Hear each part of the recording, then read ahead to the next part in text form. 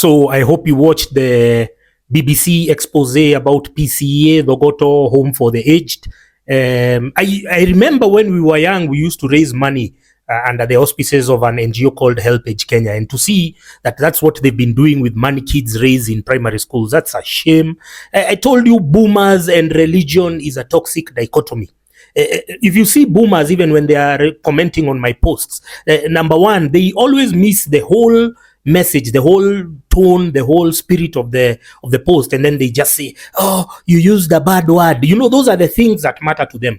It's almost like the Kenya Kwisha shit show. The things that matter to President Ruto are not efficiency, are not, delivering, are not, creativity, just ingenuity in your practice or in the field that you've been appointed in. For them, it's just punctuality. You know those guys, they wake up early.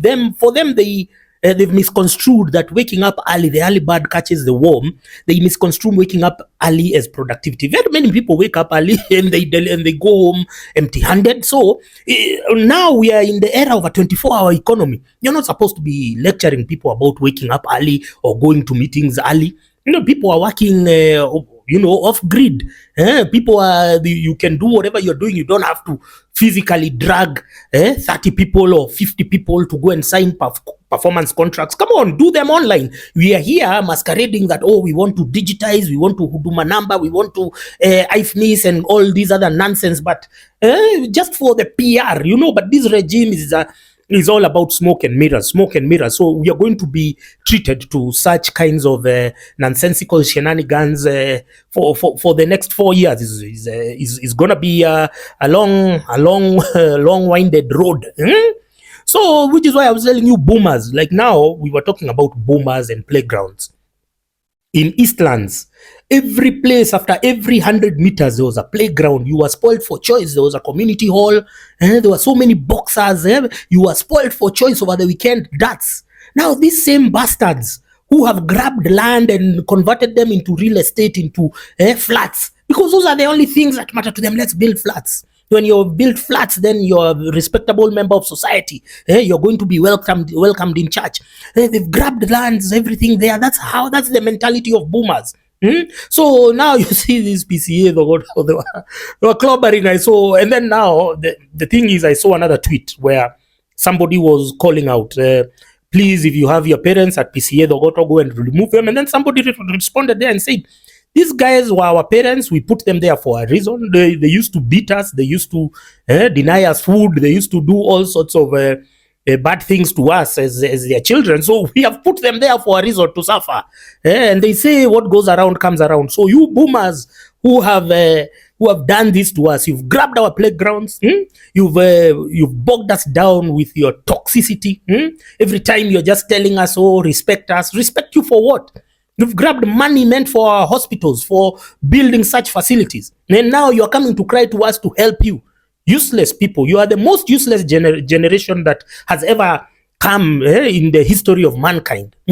And now you want boomers. You should have had these conversations. You should have stopped corruption. You guys are the ones who led your children, misled them to elect people like Uhuruto.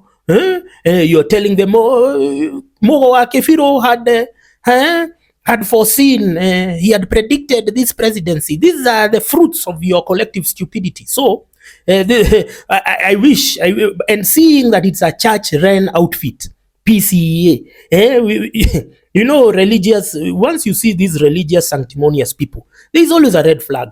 Some people called me the other day, they told me in my own church, the Mothers Union used to, they oversee a feeding program in a school, their private school, and they started charging the kids exorbitantly, and then they are not feeding them well. The kids are malnourished, they're not getting a balanced diet or the same stuff, and then you wonder why they are paying all that money. And then don't forget, they have forced their way. So the kids are told, don't come with food, so that we are the only ones. So they create a monopoly. They create a crisis and then a solution for that crisis where they are monetizing, which has been the blueprint of boomers and how they run. They've been running the economy even on a national scale. So now they are awash with money, and then they were going to buy a plot, and then they're buying that plot from one of them, and then that plot, it was initially 8 million. Somehow the figure got to 12 million. You don't need to be a rocket scientist or a brain surgeon to know the koso that happened over there. So this is the nature of our religious institution. I drove by. I was passing through a place called Parklands, Ridgeways Baptist, and I saw a big crane there building a big structure. And I'm wondering, are you building anything that is going to be like your counterparts in Nyeri Baptist, where they have? I saw there's a basketball court there. Everything. Even I think Nanyuki Baptist, I saw a basketball court there. They are keen on their young members. They want to make sports, physical activity engaging, but all that money going into structures.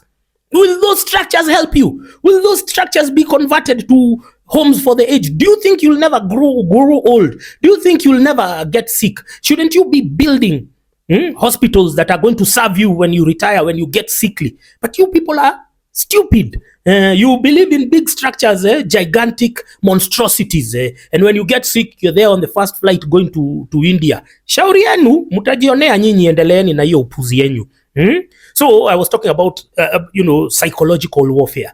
We are having a lot of psychological warfare directed at the Mount Kenya people. First of all, we were trending over the weekend for the wrong reasons over meat and rice. We all know that the cluster of people who are called there were select people picked from the hotbeds of psychophancy within that area of Madera, Nyeri area. Now, how do you project that tiny fiasco? How do you project it on an entire community? Why are the media so stupid that your citizen Githeri media, you're there giving a guy airtime just to talk about meat and rice? Aren't there other activities that were happening concurrent to that presidential visit in that region? This is why Githeri media, you've never lost that tag, because you still continue doing Githeri media things. Yeah, why are you deploying all these psychological warfare tactics on us as Mount Kenya people? What wrong have we done? This has been ever since colonialism. The Muzungu brought religion to just mind wash the people, to brainwash them and to tell them that you can forfeit your land so that you can pray. Once you pray, and then they got the land while us were left praying. Why are we being deployed these psychological tools? And why are we being projected as if we are the backbone, as if we are the pillar of this regime? Don't forget, I told you there are very many people who boycotted elections. Others did not even register to vote, even from the Mount Kenya region. So there is nobody who can stand up and say that they have the majority. Now, here you are, and then you're doing some other things which are you're mixing us into your own problems. We don't want to be involved. First of all, why do you arrest Babu Owino from the Jomo Kenyatta International Airport and then you jail him in Mwea? Why can't you jail him in Eldoret? Why can't you jail him in Eldoret? Because you are trying to make your artificial manufactured tiff with the other coalition, that now we are the people who are you depend on us to validate your treachery. To validate the impunity, the injustice that you're committing elsewhere. Now you have to somehow align it to Mount Kenya. Now you saw the other day, Karim Khan has come all the way from The Hague in Netherlands to come and be given an honorary degree by Mount Kenya University. First of all, Mount Kenya University is built on a grabbed playground called Ziwani Playground. So, of course, those are now what the rich people in Mount Kenya do. They immerse their money in a sea of respectability, probably even paid for Karim Khan's flight to come here and everything. So, why are you projecting it on us? Why do you have to associate Karim Khan? Isn't there a university like in Eldoret? Moi University, couldn't he have gotten a charter there? Somewhere neutral or somewhere which is, why are we bearing the baggage? Why are we bearing the brunt of being associated with this regime and its incompetence and its corruption? No, why can't you go somewhere? I've seen now the Kenya Urban Roads Authority, the open roads in Kapenguria. Why can't you go to Kapenguria, where you have done smooth roads? Because you have not done anything in Mount Kenya. Mount Kenya, I told you, somewhere, flyover, coming through the forest, coming through to a place called, those places, the Mau roads were never done. So why are we bearing the brunt of association with this regime. They are doing everything to attach and to align Mount Kenya, as we don't have anything to do with you. We don't want, when Karim Khan's stuff goes through the van, then we are associated. This is an international stakes game. I don't know why Mount Kenya has to be the bearer of this baggage.